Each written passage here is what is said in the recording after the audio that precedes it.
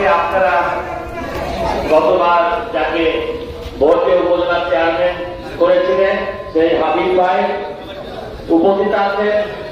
আমাদের ঢাকা থানার নবনিযুক্ত ওসি সাহেব মামুন সাহেব উপস্থিত আছেন।